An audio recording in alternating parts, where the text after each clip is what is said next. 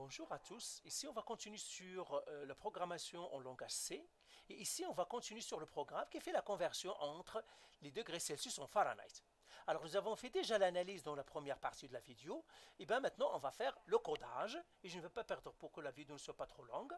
Alors, première chose qu'on doit faire avec l'analyse, première chose, les connaissances. Les connaissances, ça veut dire les librairies. Alors, les librairies, on les indique toujours avec un dièse, hashtag, et un include.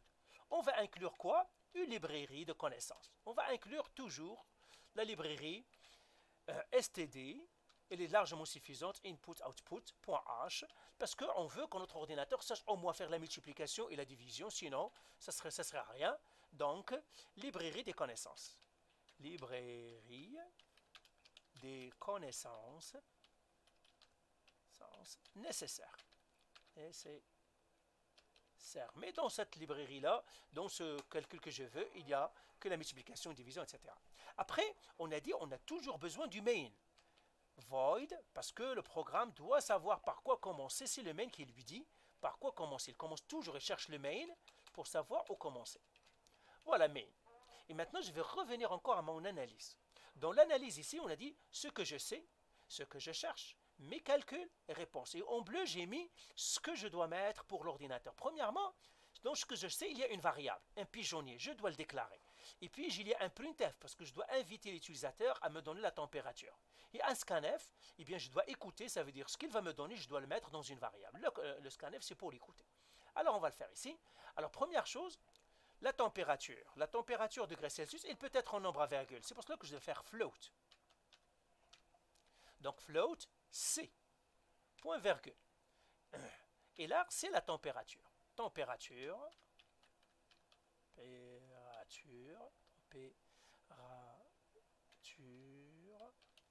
en degrés Celsius, on sait. Je mettrai comme ça degrés Celsius. Je mettrai le 4 là. Après, qu'est-ce que je dois faire? Si je regarde mon analyse, pourquoi j'ai fait float? Parce que la température peut être un nombre à virgule. Après, je dois faire un printf. Pourquoi? Parce que je dois inviter l'utilisateur à me donner sa température après un scanf. Et bien, je vais le faire ici. Donc, ça, c'est ce que je sais. Alors, je mettrai ici ce que je sais. Ce que je sais. Je mettrai double slash. Ce que je sais. Voilà. Après là, qu'est-ce que je dois faire? Je dois faire mes calculs. Donc là aussi, je vais faire ce que je sais. Ce que je sais. Et je vais faire ici printf. Printf. Alors, je dois inviter l'utilisateur, je dois lui demander, donc, donner la température en degrés Celsius. En degrés C. Je mettrai C comme ça, en degrés Celsius. Et je vais revenir à la ligne, donc je vais faire backslash. Comme ça, c'est tout simplement pour revenir à la ligne. Et puis, je dois mettre point virgule. Donc, j'invite l'utilisateur à me donner son... Après, je dois lire ça, je dois l'écouter. Avec quoi? Scanf. Scanf. Et là, je dois écouter, c'est un float, donc le format c'est pourcentage F. Pourcentage F. Et puis, je vais mettre ici le E commercial, vous devez mettre E commercial C. Alors, le F ici, c'est pour float, et c'est ça. Maintenant, j'ai fini ce que je sais.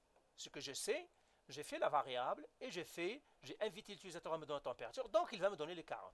Maintenant, deuxième étape, ce que je cherche les Fahrenheit. Donc, je vais les mettre aussi dans le bloc ici. Alors, puisque c'est une variable, les variables, on le met toujours avec les variables. Je ne peux pas les mettre après. Donc, c'est pour cela que je vais mettre ici comme ça. Ce que je cherche. Alors, qu'est-ce que je cherche? Float.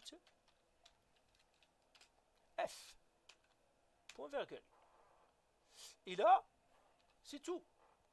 C'est ce que je cherche, float. Et ça, c'est ce que je sais encore en information. Maintenant, je reviens encore à mon analyse. Ben, j'ai fait la deuxième étape. Maintenant, mes calculs. Eh bien, je vais faire les calculs, 9 fois 100, etc. Et c'est tout. Donc, je vais mettre ici mes calculs.